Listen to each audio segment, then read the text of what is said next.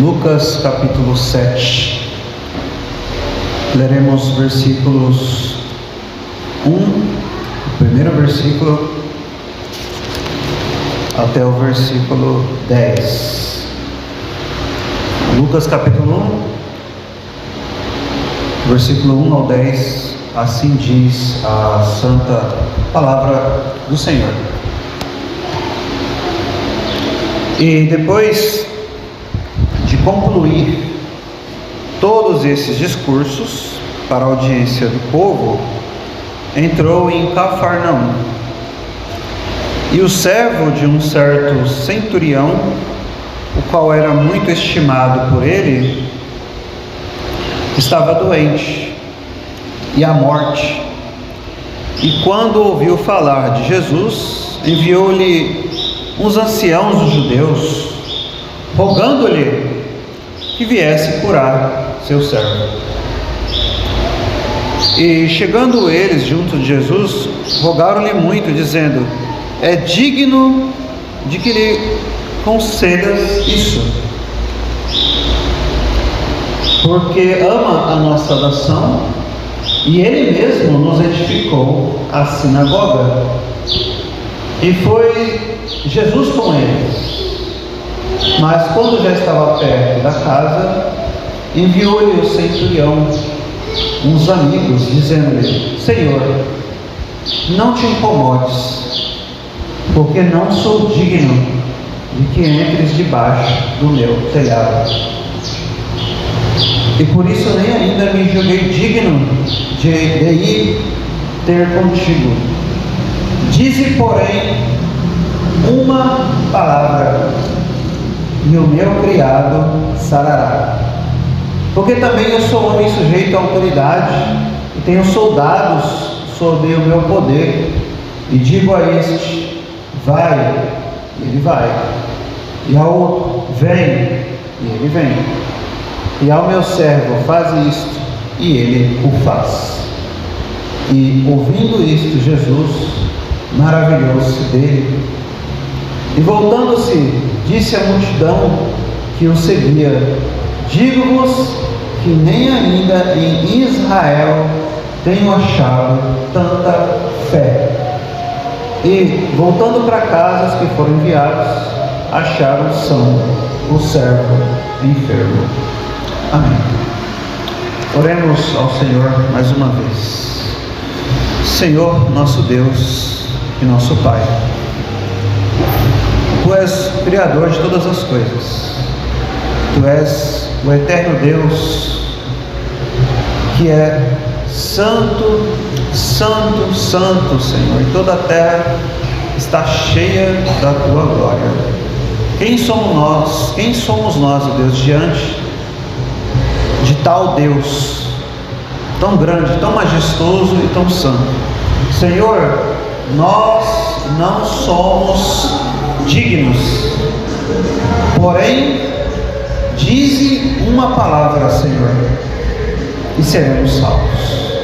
Dize, ó Deus, aos nossos corações uma palavra, a Tua palavra, Senhor, e seremos salvos, e seremos, ó Deus, reconciliados contigo, seremos, ó Deus, perdoados, lavados pelo Teu sangue, e nós, Senhor, nós nos alegraremos em Ti. Portanto, abençoa, Deus, o Teu povo, abençoa a Tua igreja, que a Tua palavra, Senhor, encontre morada em nossos corações. Nós rogamos isso e pedimos para a glória do Teu nome, Senhor. Amém. Meus irmãos, quando nós lemos os evangelhos, os 4 evangelhos,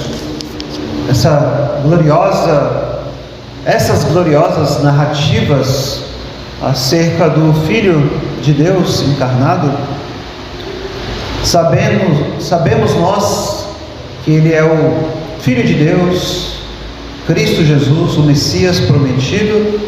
Sabemos que Ele é Deus, que Ele é homem, e nessa qualidade de Deus e homem, temos duas naturezas. É muito interessante quando nós notamos que houve pessoas nessas narrativas que deixaram Jesus maravilhado com a sua fé, que é o caso aqui deste homem que lemos no texto, o centurião. O texto diz, no versículo 9: e ouvindo isso, Jesus maravilhou-se dele. Jesus ficou maravilhado com a fé deste homem. Nós temos outros exemplos, como o exemplo daquela mulher cirofenícia também. Jesus olhou para ela e disse: mulher, grande é a tua fé. Isso não é maravilhoso, irmãos? Que o Filho de Deus se faça homem e ainda se maravilhe com pecadores como nós. Fique maravilhado, tenha prazer na fé de homens e mulheres neste mundo. Se hoje Cristo estivesse em nosso meio, no sentido físico, me refiro, o que Ele diria da sua fé hoje? O que Cristo Jesus diria da sua fé hoje? Será que Ele diria: mulher, grande é a tua fé? Ou será que Ele olharia para os varões aqui e diria: irmão, grande é a tua fé? Será que Ele diria isso? Será que Ele olharia para a nossa fé e ficaria maravilhado? E veja que um homem aqui, o centurião romano, que nem fazia parte do povo de Deus aqui desta época, não é? Ou será que Cristo olharia para você, para nós, e falaria o que Ele disse aos próprios discípulos: homens de pequena fé, homens de pouca fé, homens de pouca fé? Como será que Cristo olharia não, como Ele olha, na verdade, não é? Porque Ele é o Cristo vivo, ressurreto, que está sim presente no meio da sua igreja hoje. E como Ele olha a sua fé hoje? Como?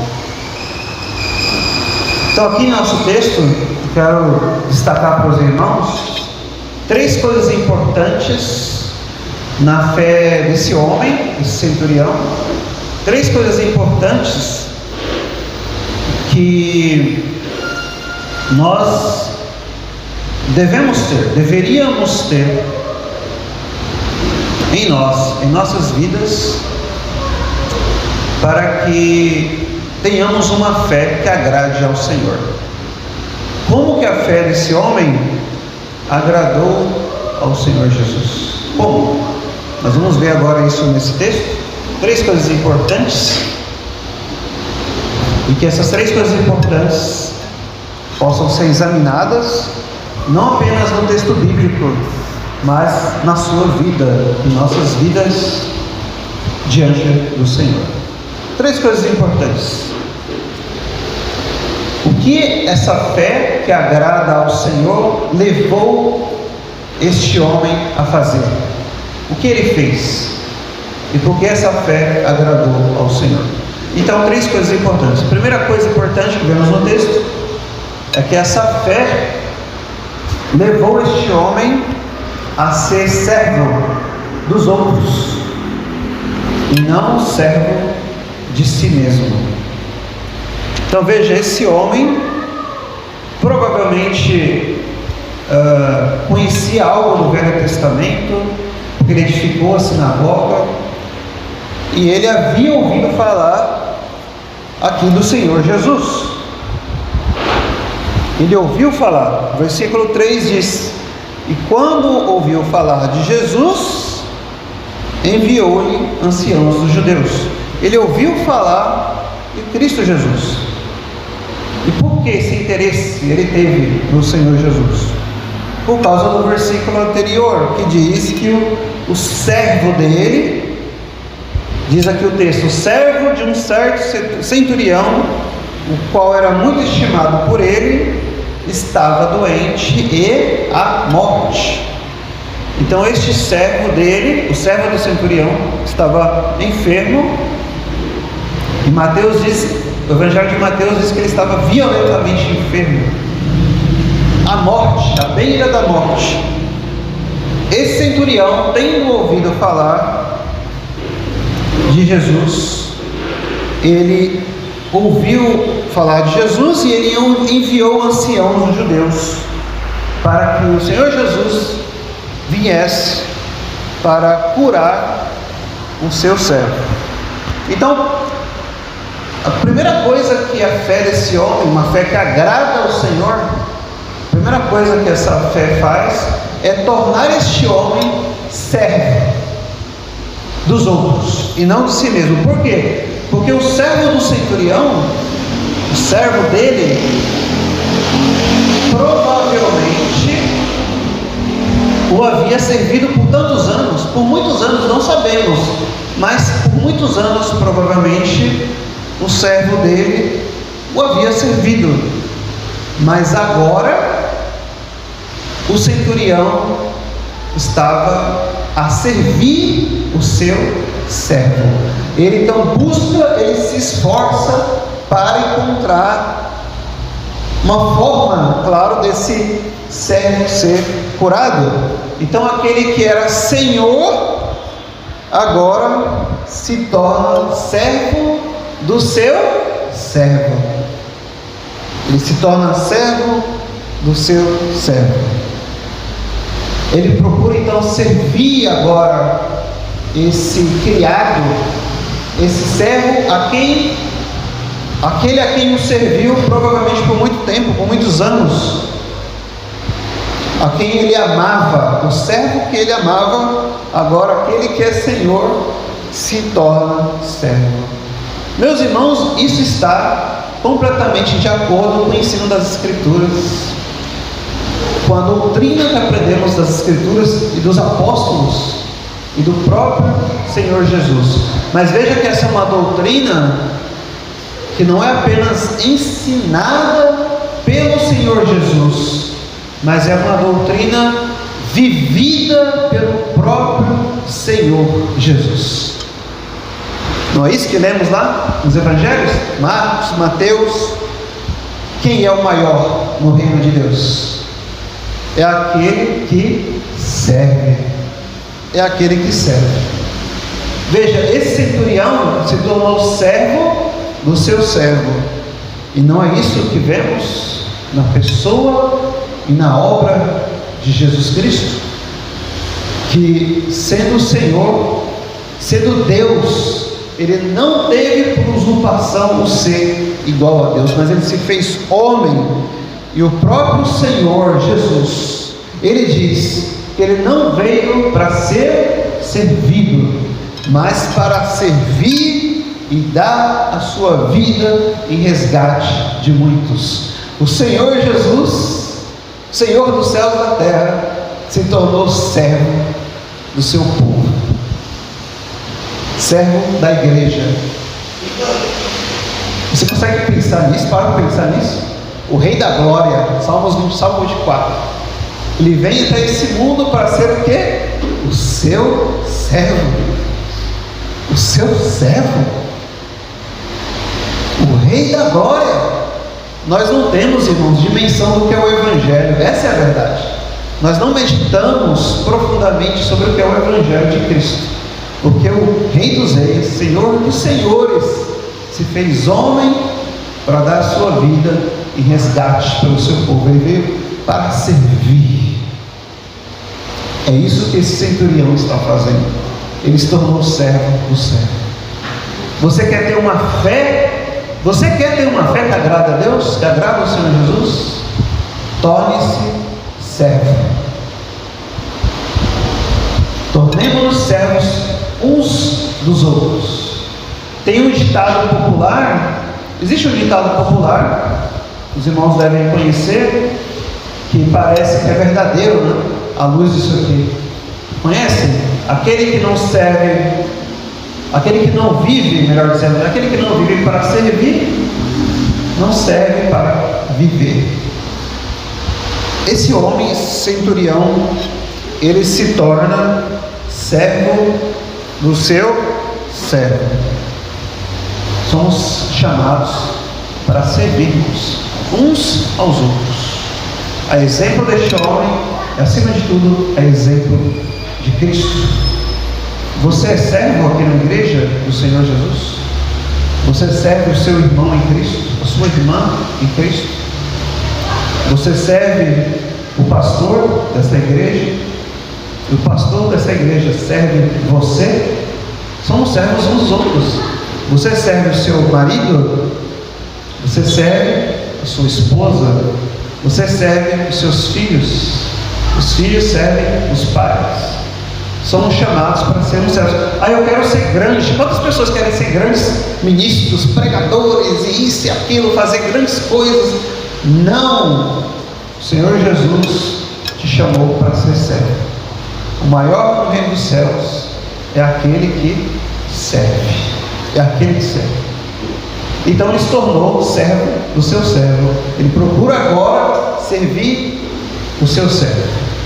Mas, veja só, o centurião, ele não é apenas servo do seu servo. Não é. Ele é servo do povo de Deus. Esse centurião, ele é servo também do povo de Deus. Veja aí o texto, versículo 4. No versículo 4, quando aqueles anciãos foram ter com Jesus, olha o que acontece, versículo 4: e chegando eles junto de Jesus, rogaram-lhe muito, dizendo: é digno que lhe concedas isto. Aí eles dão um motivo, versículo seguinte, versículo 5: porque ama a nossa nação e ele mesmo nos edificou a sinagoga. Esse centurião, sendo um homem de fora, sendo um centurião romano, o centurião, então ele é um soldado, ele tem 100 homens debaixo da sua autoridade, 100 homens, por isso centurião. Ele é um homem então que tem uma posição considerável naquela sociedade, respeitado, e ele não apenas é servo do seu servo, mas ele amava a nação de Israel. Ele dizem isso aqui: ele ama a nossa nação. Esse centurião amava o povo de Israel, o povo de Deus, e ele mesmo edificou a sinagoga. Veja, a sinagoga que o povo frequentava, num certo sentido, a igreja daquela época. Nós vemos nos evangelhos que o próprio Senhor Jesus, ele frequentava a sinagoga. Esse homem, sendo um estrangeiro, sendo um homem de outra nação, sendo um homem gentil, sendo um pagão por natureza, por geração, podemos dizer assim, ele amava o povo de Deus, ele amava a nação de Israel, e ele mesmo edificou a sinagoga. Agora note uma coisa importante: ele mesmo edificou a sinagoga. Comentaristas como Matthew Henry e outros vão dizer que ele, na verdade, aqui, sabe o que ele fez? Ele usou de todos os seus recursos para construir a sinagoga. Tudo que ele tinha, todos os seus recursos materiais, financeiros, ele usou para edificar esta sinagoga, esta igreja, por assim dizer, não é?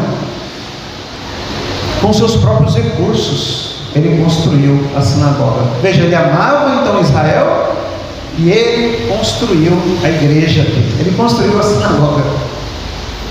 Então, uma fé, irmãos, uma fé que agrada ao Senhor, ela deseja servir a Deus, sim, deseja servir os irmãos, ela deseja também servir o povo de Deus, a igreja de Deus, de todas as maneiras possíveis, com os dons que Deus deu, e mesmo com os recursos com os recursos que Deus concede.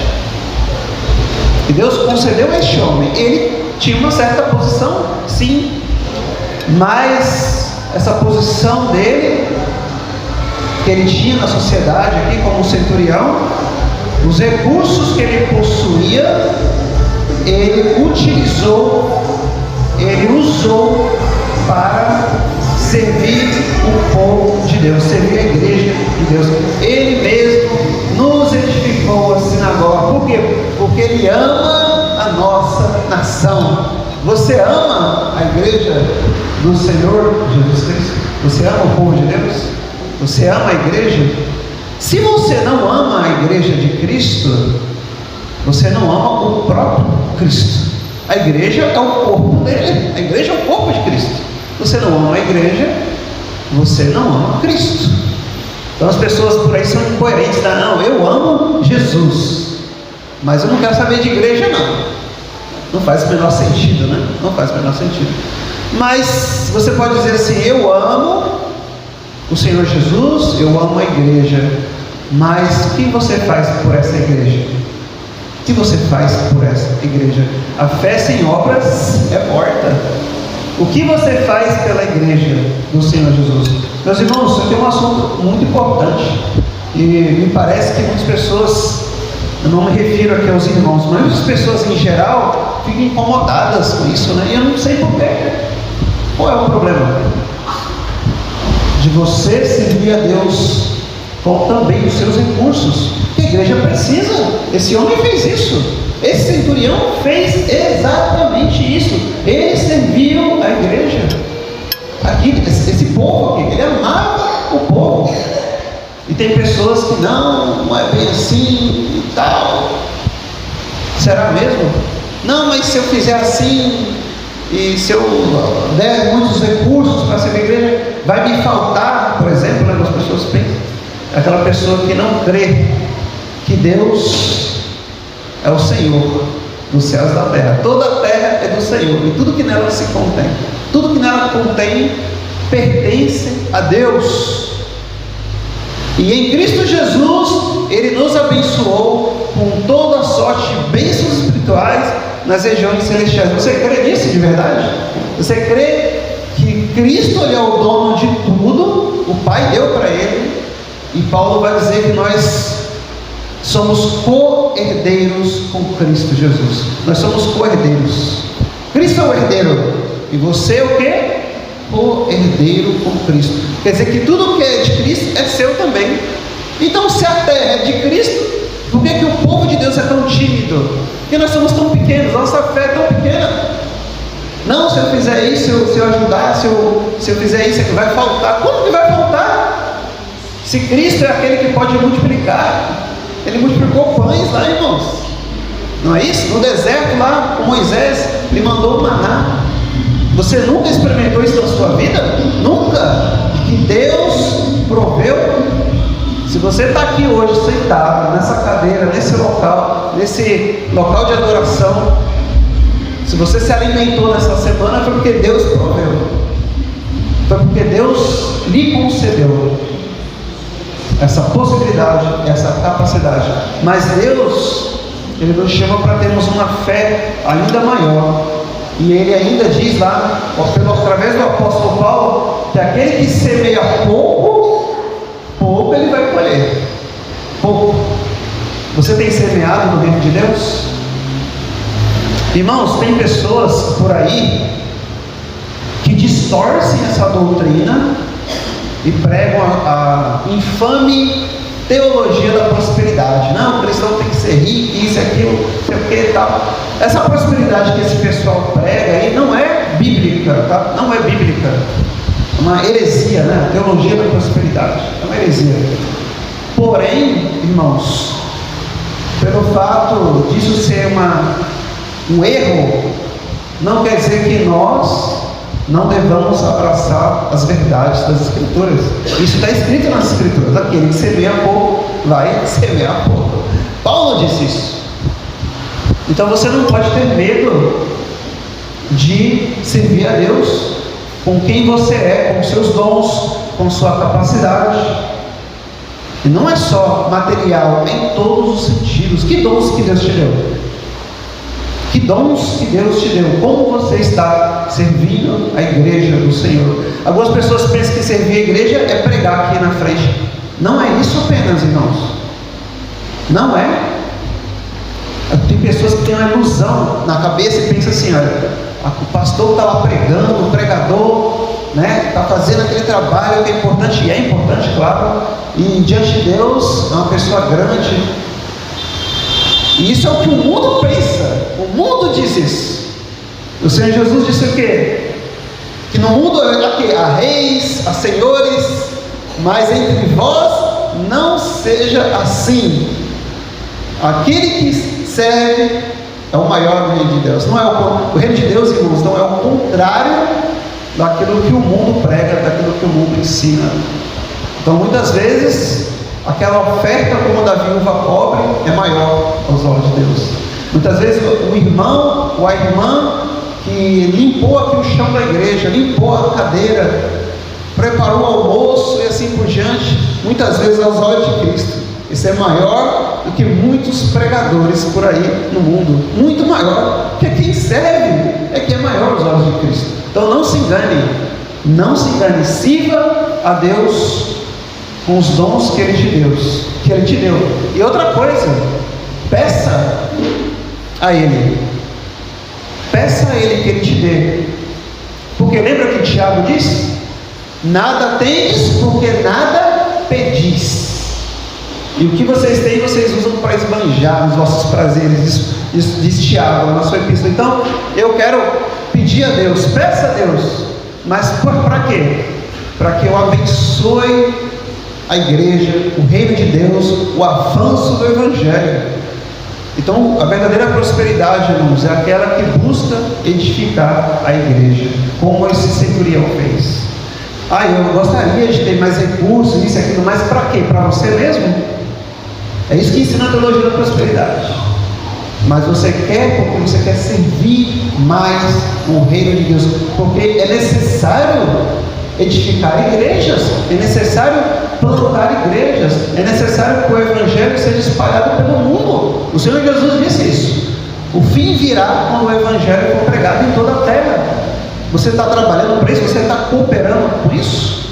Você está servindo a Deus nesse sentido? O famoso missionário William Carey, ele disse o seguinte sobre a obra missionária, por exemplo, sobre plantar igrejas no mundo. Ele disse o seguinte: ou você desce no poço, que ela fazia a obra lá, ou você segura a corda para quem está descendo. De uma maneira ou de outra, vai haver cicatrizes na sua mão ao servir o Senhor. Você está segurando a corda ou você está descendo lá. Mas a igreja precisa avançar, e Deus quer usar a sua vida para isso. Ele quer usar você. Ele quer usar a sua vida. Não, mas o que eu faço é pouco. Não, mas eu sou uma dona de casa, tenho filhos. Mas você está preparando o seu filho para servir a Deus? Para ser um futuro ministro do Evangelho? Ou para ser uma mãe piedosa no futuro? Irmãos, tudo que você faz conta. Não pense igual ao mundo. As menores, as pequenas coisas, o Senhor vê todas as coisas. Todas as coisas. Todas as coisas. E Ele recompensará. Ele diz que, na verdade, nem mesmo um copo de água fria que você deu a um desses pequeninos será esquecido. Nem um copo de água fria. Então, sirva a Deus. Veja, esse centurião que ele fez, então, ele mesmo nos edificou a sinagoga. Você está edificando a igreja de Cristo? Não pense que edificar é só para pregadores, por exemplo. Não é. E não pense que a igreja não necessita de você. A igreja precisa de você, da sua vida, dos seus dons, recursos e assim por diante. Você tem servido, edificado a igreja de Deus?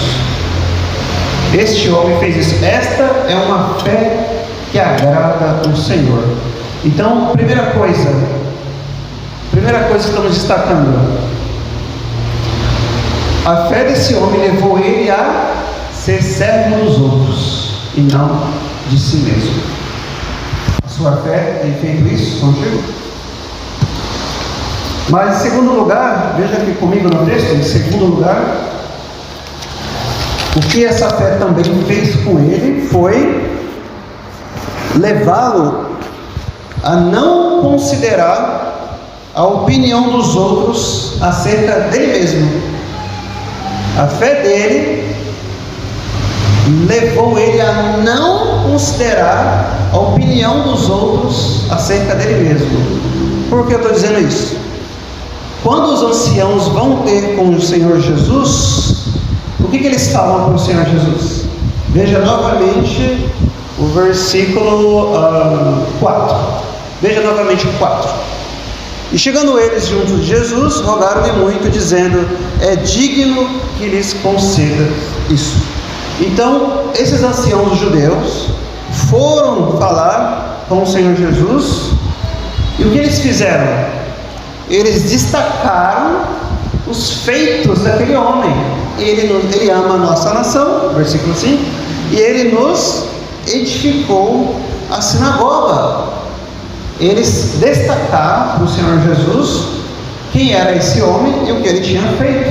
E eles disseram assim: olha, ele é digno de que lhes conceda isso. Eles disseram para o Senhor Jesus: Senhor, é digno que o Senhor vá lá e cure o servo dele. Ele é digno, é um homem digno, porque todos os recursos dele usou para edificar a sinagoga. Ele ama o povo de Israel, ele ama a nossa nação. Veja, irmãos, essa é a opinião que aquelas pessoas tinham acerca do centurião. Agora, ele seguiu essa opinião? Ele pensava assim? O centurião? A resposta é não. Não pensava. Veja aí o versículo 6. E foi Jesus com eles, mas quando já estava perto da casa, enviou-lhe o centurião os amigos, dizendo-lhe: Senhor, não te incomodes, porque não sou digno de que entres debaixo do meu telhado. Então veja, os judeus disseram: Senhor Jesus, ele é digno, me lhes conceda isso. Mas o centurião olha para si mesmo e diz: Senhor, eu não sou digno. Eu não sou digno. Não sou digno de sequer entres debaixo do meu telhado. Eu não sou digno. Veja, a opinião dos outros é uma. A opinião dele acerca dele mesmo é outra. Ele é digno.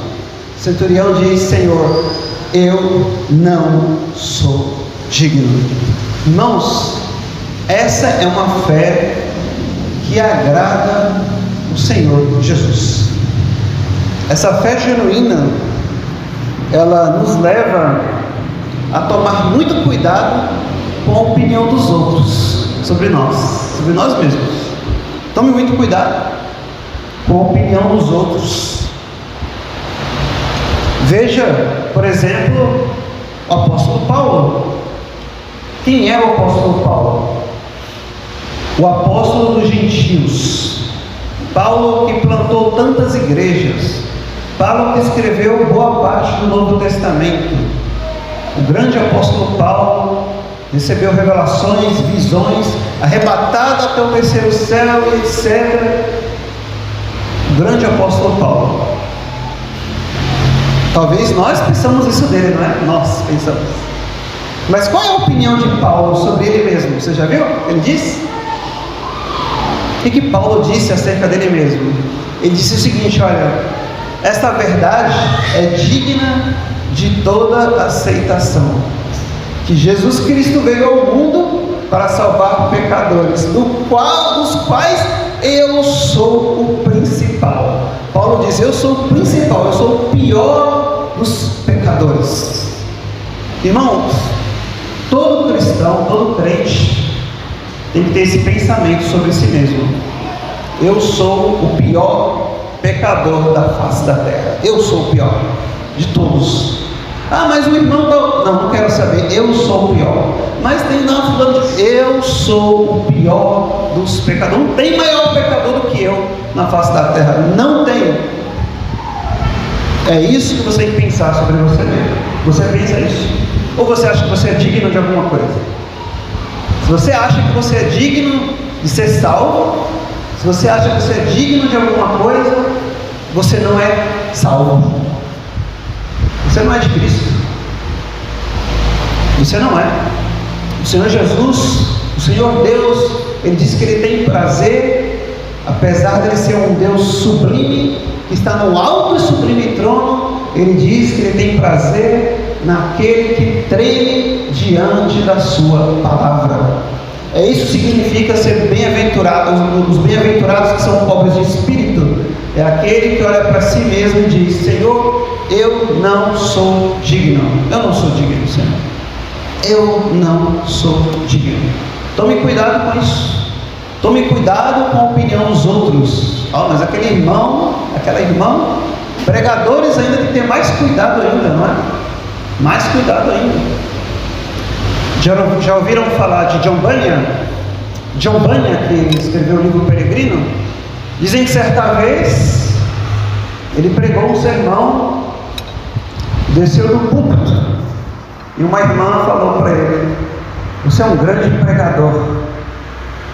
Aí ele falou para a irmã: o diabo acabou de me falar isso antes de você. O diabo acabou de me falar isso antes de você. Cuidado, cuidado.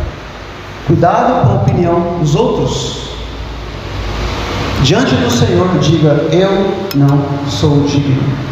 Mas, irmãos, temos que tomar cuidado com outro extremo, tá?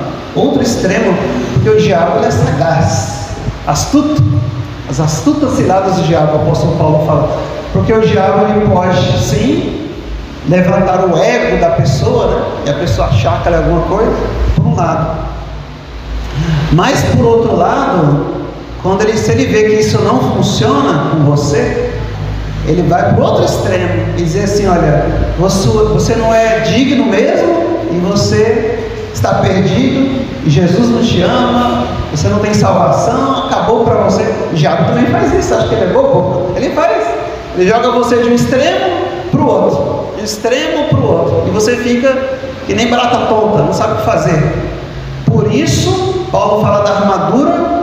Uma das peças da armadura é o calçado da preparação do Evangelho. E aquele calçado que os soldados usavam naquela época, havia cravos no chão para você pisar e se firmar e não ser levado para um lado para o outro, ventos de doutrina ou sugestões de Satanás. Então, cuidado também com a outra opinião extrema. Não tem salvação para você, isso e aquilo. Tome cuidado, porque é verdade que você não é digno, que nós não somos dignos, mas também é verdade que Deus mostra o seu amor para conosco e que Cristo morreu por nós, sendo ainda nós pecadores. Sim, sou pecador. Confirme, fale para o diabo: é verdade, sou mesmo, não sou digno.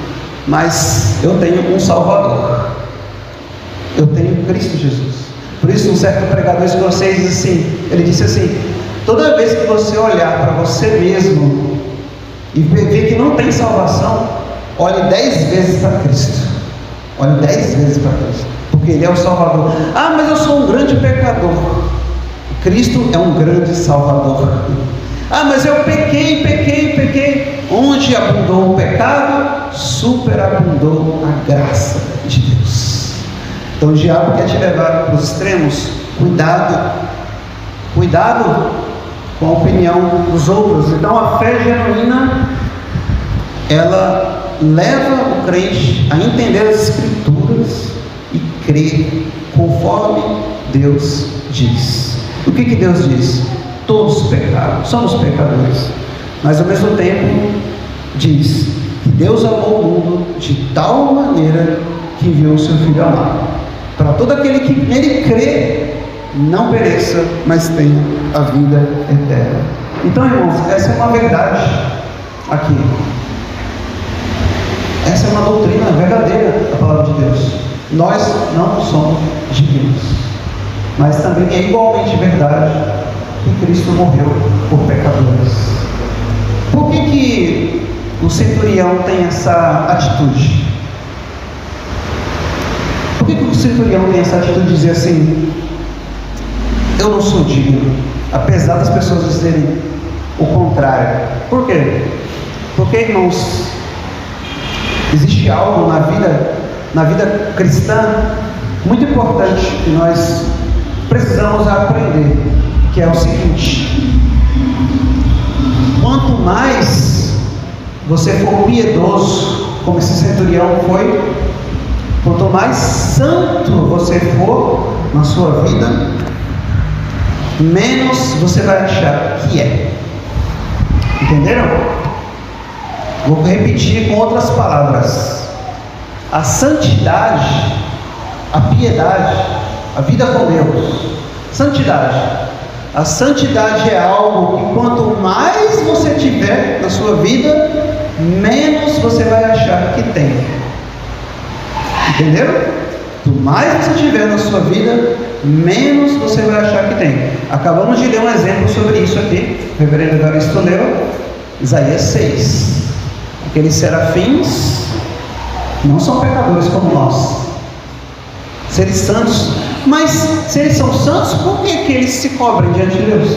Eles também são santos. Veja, a santidade de Deus está muito além da santidade deles. Quanto mais você descobrir quem Deus é, quão santo Ele é, e mais santo você for nessa vida, menos você vai achar que é.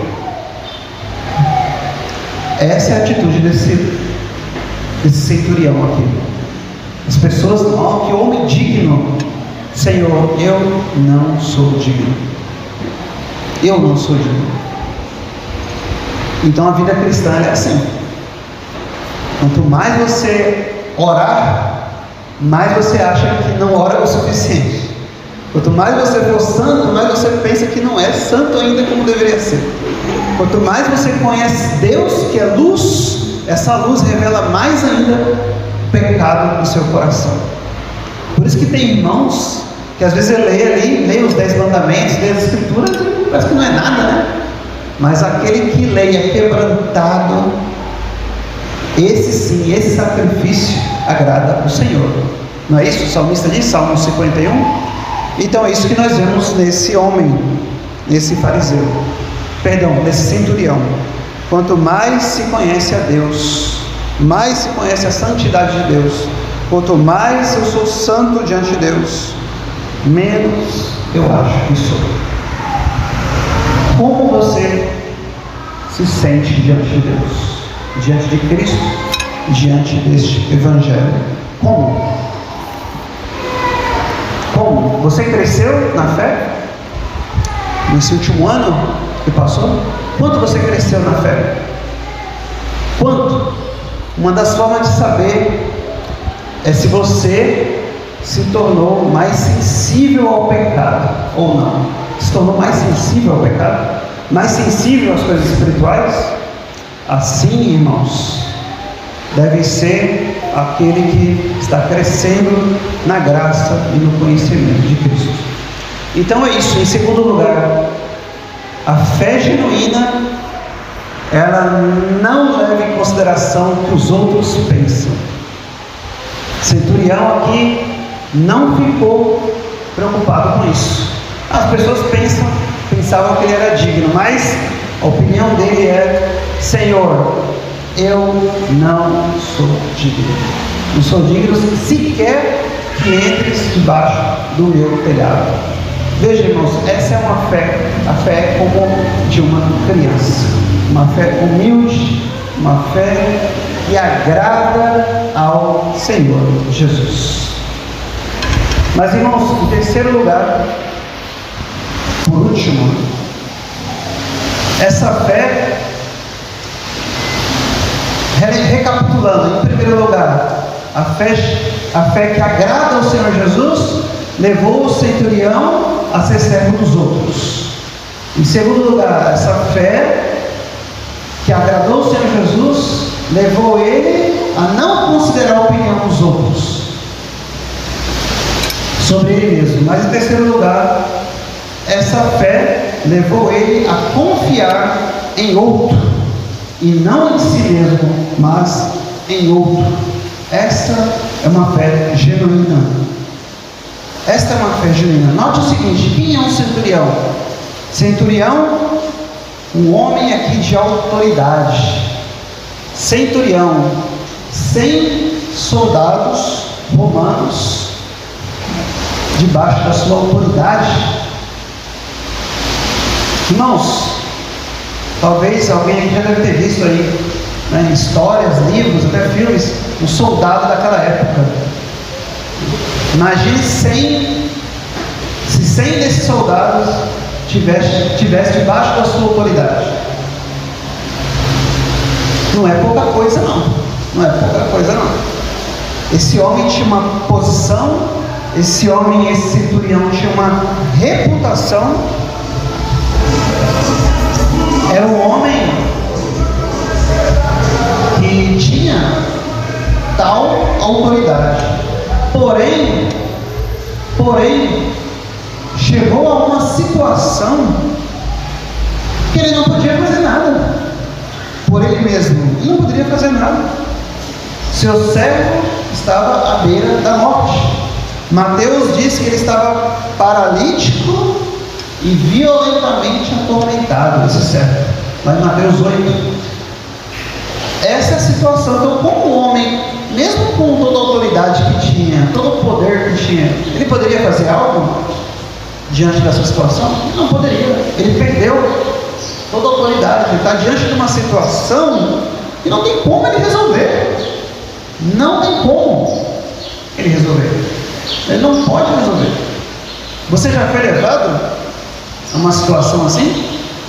Uma situação que eu vou fazer? Eu não tenho como resolver. Eu não posso fazer nada.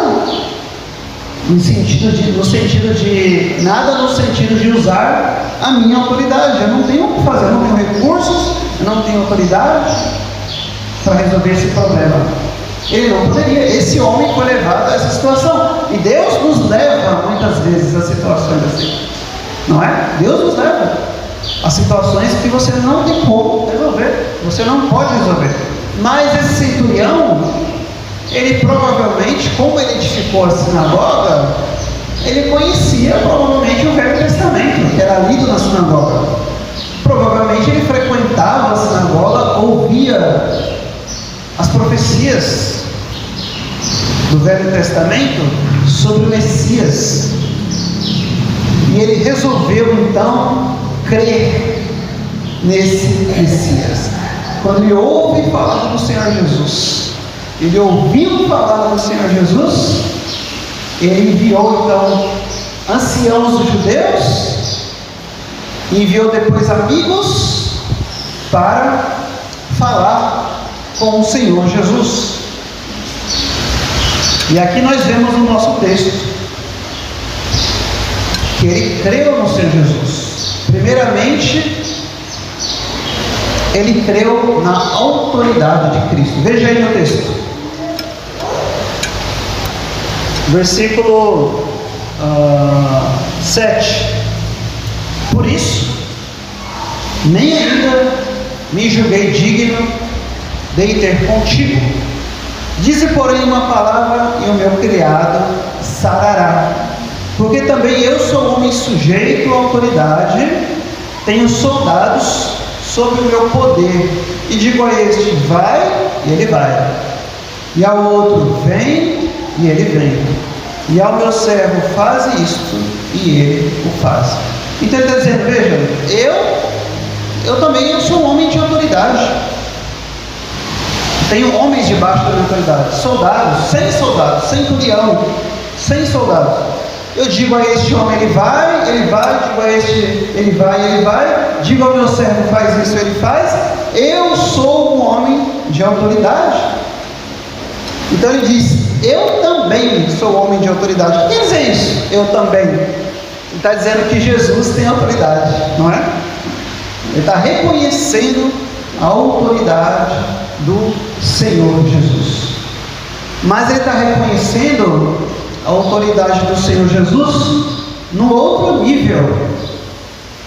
Porque veja bem, eu tenho homens debaixo da minha autoridade, mas o que Jesus tem debaixo da sua autoridade?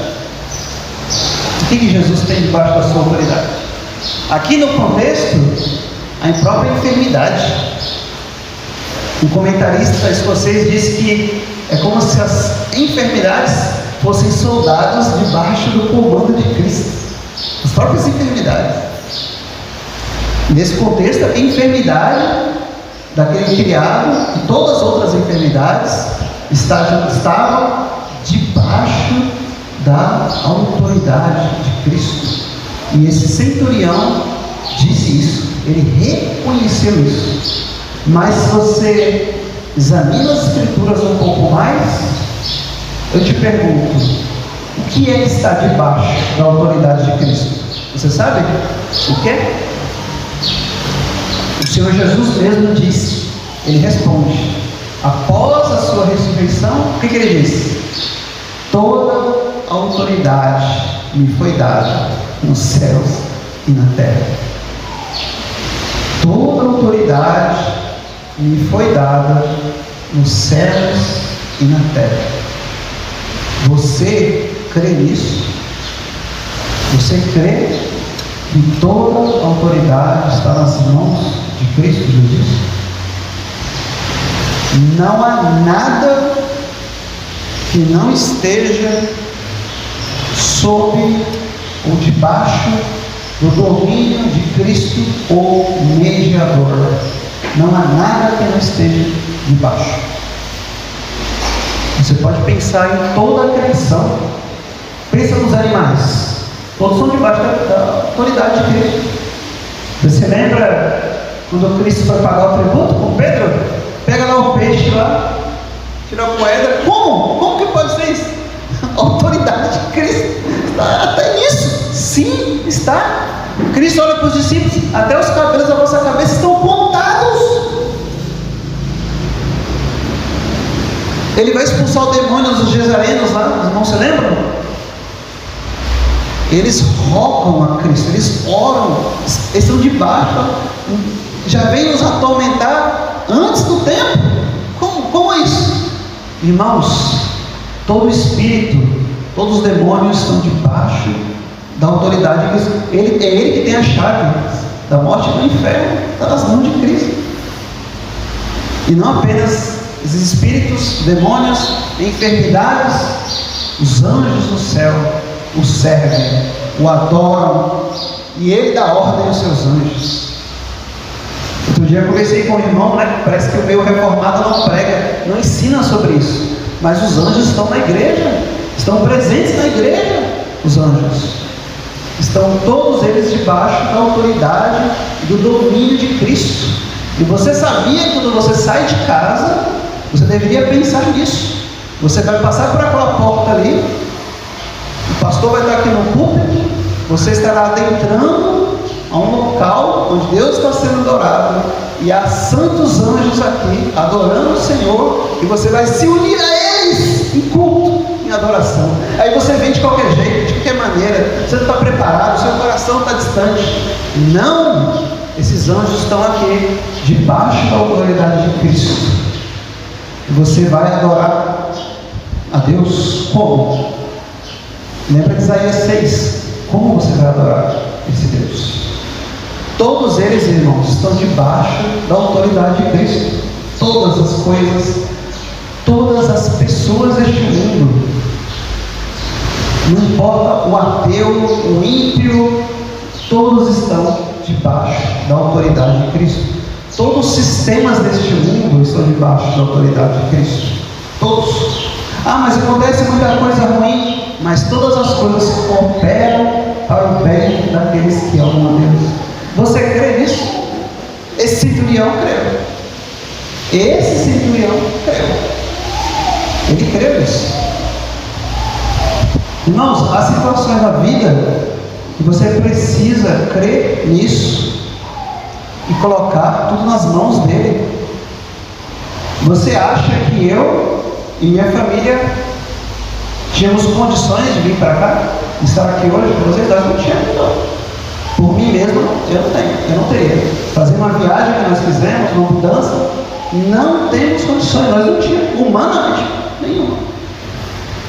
Mas oramos todos os dias, colocamos nas mãos do Senhor, porque todos estão debaixo da autoridade dele. Estamos aqui porque Deus, Ele mesmo realizou inúmeros milagres, um após o outro. Um após o outro. Um após o outro. Senão não estaríamos aqui com os irmãos. Não estaríamos. E agradeço aos irmãos que oraram também, é claro. Mas não teríamos condições. Está nas mãos do Senhor. Ele tem toda a autoridade. Ele deu ordem e comando a todos que Ele quis dispor para que essas coisas acontecessem. Você crê nisso? Você crê que a sua vida está nas mãos dele?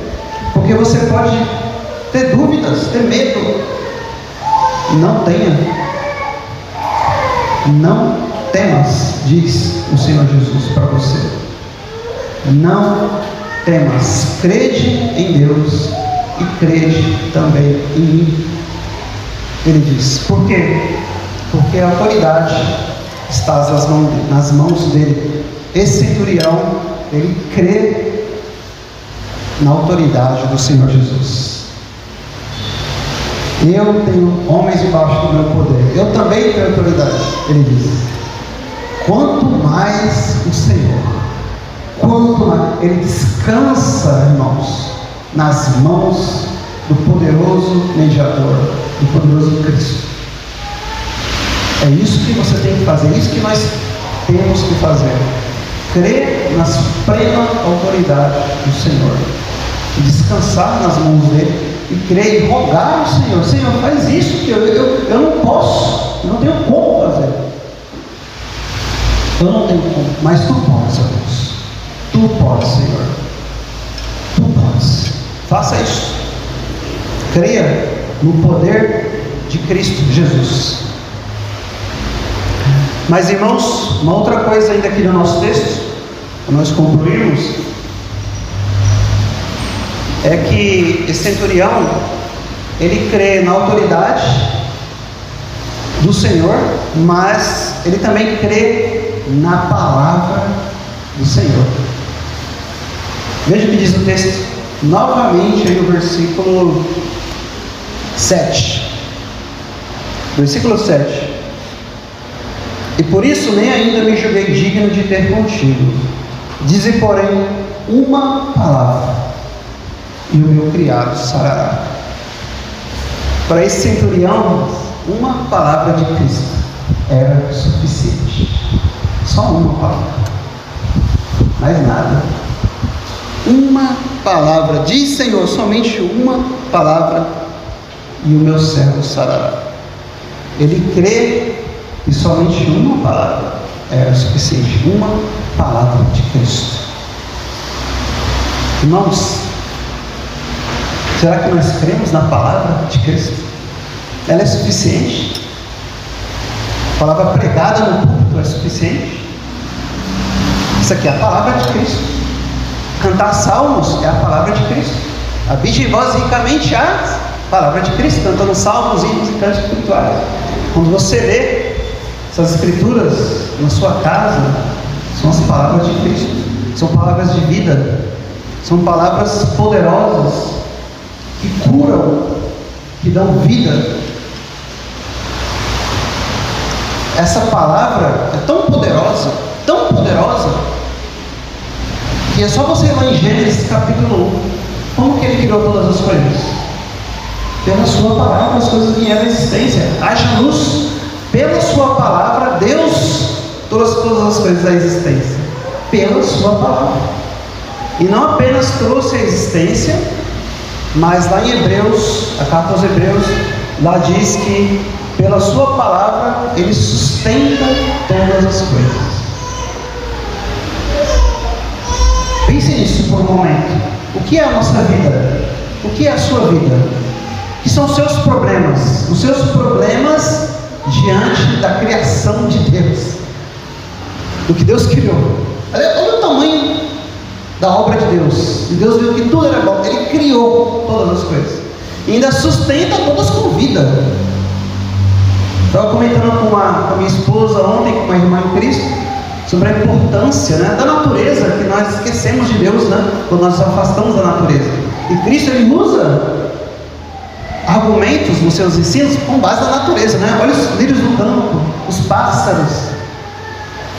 Para observar pássaros, insetos. Como que Deus alimenta todos esses? Como que Deus alimenta todas essas criaturas? Como? Pela palavra, o seu poder. Ele sustenta todas as coisas pela palavra, o seu poder. Os irmãos lembram dos discípulos que entraram no barco com Jesus, os discípulos, e Jesus falou para eles assim: olha, tomem cuidado com o fermento dos fariseus. É porque nós não trouxemos pão. Se Jesus fala assim, vocês não entenderam ainda, quantos cestos vocês levantaram agora há pouco? Eu multipliquei pouco, quantos cestos sobraram? Jesus alimentou todos, eles estavam preocupados se tinham pão ou não, e assim é conosco, não é? Deus está te sustentando até hoje aqui, hoje, dia 31 de agosto. E amanhã já estou com medo, eu não sei, mas Ele nos sustentou até agora. Quantos milagres Ele já fez na sua vida até hoje? E amanhã não vai fazer? A incredulidade é terrível. A incredulidade, irmãos.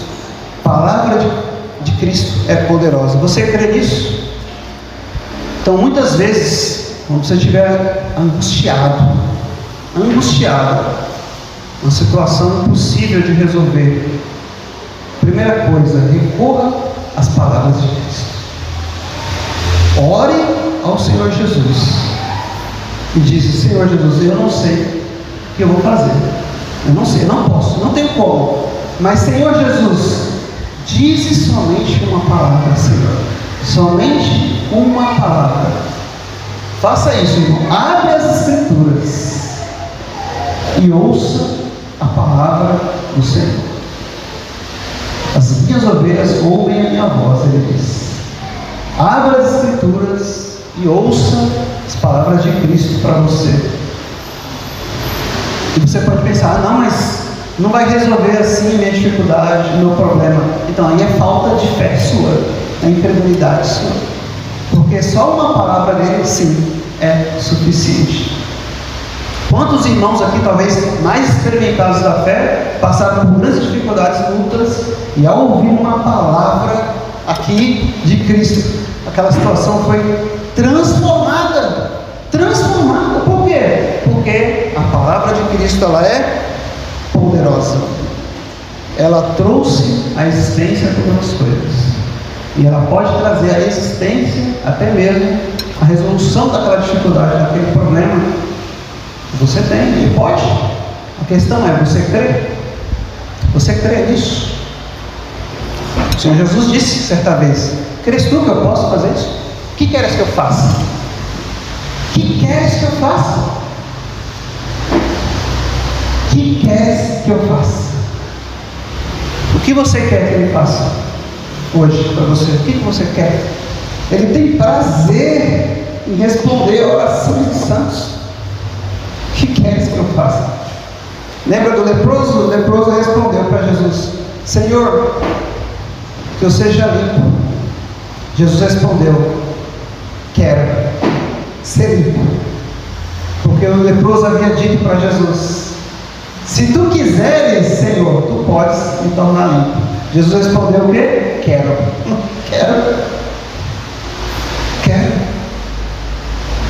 Jesus quer te abençoar? Sim, irmãos, com certeza. Com certeza. Ele deseja abençoar o seu povo. Ele quer abençoar o seu povo. Porém, ele disse: o justo viverá pela fé. Ele quer te abençoar, porém, sem fé é impossível agradá-lo. É impossível agradar esse Senhor, esse Deus, sem fé. Então eu volto à primeira pergunta lá no início. Como ele vê a sua fé hoje? Como o Senhor Jesus está vendo você hoje? A sua fé hoje? Você crê que Ele pode fazer isso? Você crê que Ele pode abençoar essa igreja? Você crê que Ele pode abençoar os irmãos que estão enfermos, lutando contra pecados? Você crê que Deus pode abençoar esse bairro, essa cidade, esse país? Você crê nisso? Nossa fé é muito pequena, irmãos. Muito pequena. Nós precisamos crer no Senhor Jesus. Eu quero fazer um monte de coisa grande para Deus, aquilo tudo eu quero fazer, mas eu não consigo. A maior obra para Deus é essa: crer. Crer. Foi isso que ele disse para os judeus. O que faremos para executarmos as obras de Deus? A obra de Deus é creia. Creia. Creia. Um teólogo escocês diz o seguinte: que a oração já é a maior obra para Deus. A oração já é a maior obra para Deus. Ele fala assim: as pessoas pensam assim, puxa, eu vou orar para fazer coisas grandes para Deus. Não, a oração já é a maior obra. Por quê? Porque a oração é o ato de fé. É por isso. A oração é um ato de fé. Você crê no Senhor Jesus. Martin Lloyd Jones disse que na oração o homem alcança o ápice da sua alma quando de joelhos se encontra face a face com Deus. Isso é a fé, é o crer, é a oração, é o poder de Cristo, Deus sendo glorificado na fé do seu povo. Irmãos, essa fé levou o centurião a servir aos outros. Essa fé levou o centurião a não considerar a opinião dos outros sobre ele mesmo. E essa fé levou o centurião a confiar em outro, a saber, Cristo Jesus, nosso Senhor. Ele creu no Senhor Jesus. E ele disse: Senhor, disse somente uma palavra, e meu servo sarará. Foi o que ele disse. Essa fé que ele exerceu, o texto diz que Jesus, ouvindo isto, maravilhou-se dele. Não é incrível isso, irmãos? Você deixar o Salvador, o Deus encarnado, maravilhado? Como que pode ser? O Deus que sabe tudo? Sim, o texto diz isso. O texto diz isso. Ele se maravilhou da fé daquele homem e disse: nem em Israel achei tanta fé. Lá em Mateus diz assim, ele conclui assim: em verdade vos digo que muitos virão do Oriente e do Ocidente e se assentarão na mesa com Abraão, Isaac e Jacó no reino dos céus. Eu gosto muito desse versículo porque eu penso sempre que ele está falando de nós, né? Muitos virão do Oriente, do Ocidente, muitos virão, se assentarão à mesa. Ele está falando de você, está falando de nós. Ali. Você se assentará à mesa junto com o pai da fé, Abraão. Sim. Não por seus méritos, mas você se assentará lá se você crer nesse Senhor. Irmãos, essa foi a fé então que agradou o Senhor Jesus. Lembre-se disso: sem fé é impossível agradar a Deus. Que você se coloque diante de Deus, traga todas as suas lutas, suas dificuldades diante do Senhor, traga tudo aos pés dele e declare que ele tem toda a autoridade sobre aquilo, e somente uma palavra dele é suficiente para curar você, para abençoar você, seja lá qual for a sua necessidade. O Senhor Jesus tem prazer em abençoar o seu povo. Creia no Senhor, creia nisso, para a glória de Deus. Amém. Oremos ao Senhor. Senhor Deus, Senhor nosso Pai, agradecemos a Ti, Senhor, por essa palavra, pela Tua palavra. Tua palavra que é poderosa, Senhor. A Tua palavra, Senhor, inspirada pelo Teu Espírito, é poderosa. Cremos nisso. Cremos, ó Deus, em Ti. Ajuda-nos, ó Deus. Podemos dizer como aquele homem no Evangelho de Marcos: eu creio, mas, ó Deus, ajuda-me na minha incredulidade. Aquele homem disse aquilo com lágrimas: Senhor, faz isso conosco também, possamos crer no Senhor Jesus. Abençoa, Deus, nós te pedimos as nossas vidas, e cada vida aqui presente, ó Deus, que passa por lutas, dificuldades específicas, que só o Senhor sabe, muitas delas, que essas dificuldades possam ser trazidas diante de Ti, ó Deus, em oração, e que o Senhor se agrade de respondê-las e abençoar, ó Deus, o Seu povo. Sim, ó Deus, nós queremos dizer como aquele centurião: Senhor Jesus, dize somente uma palavra, ela é suficiente, Senhor, suficiente para abençoar o Teu povo, aqui neste local e em todos os lugares. Senhor, dize uma palavra, Senhor Jesus, aos nossos corações, na nossa alma, e seremos salvos, e seremos curados. Senhor, nós Te louvamos, Te agradecemos, ó Deus, Te bendizemos e Te adoramos, reconhecendo a Tua autoridade e todo o Teu poder sobre nós. Em nome do Senhor Jesus, nós oramos. Amém.